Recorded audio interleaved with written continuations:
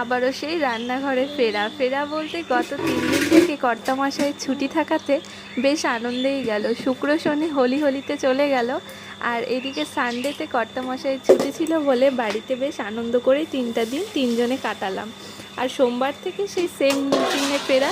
সকাল আজকে সোমবার, ছেলের স্কুলও শুরু হয়ে যাচ্ছে আজকের থেকে, আর কর্তামশাইয়ের অফিসও আছে আজকে। তো সকাল সকাল ভাতটা বসিয়ে দিচ্ছি, ভাতটা হয়ে গেলে, গরম যেহেতু পড়েই যাচ্ছে এখন থেকে আর সকাল সকাল সেদ্ধটা খাওয়া যাবে না। গরম পড়ে গেলে তো বেগুনটা অতটা ভালো লাগে না খেতে, ঝোলেই ভালো লাগে। আর সকালের ভাতটা না এই শীতের দিনে সেদ্ধ দিয়ে খেতে আমাদের খুব ভালো লাগে। বেশ গরম পড়েই গেছে, আর সকাল থেকে উঠেই দেখছি খুব রোদ। সকাল 7টা হতেই দেখছি দারুণ গরম আর রোদ পড়েছে। সারাটা দিন কেমন যাবে বুঝতে পারছি না, মনে হচ্ছে ভালোই গরম থাকবে। তোমাদের ওইদিকে ওয়েদারটা কেমন আছে জানাবে। আমাদের শিলিগুড়িতে এখন বেশ ভালোই গরম লাগছে। আমাদের শিলিগুড়িতেও গত বছর প্রচণ্ড গরমে কেটেছে, আমরা ওরকম গরম কোনোদিনও পাইনি।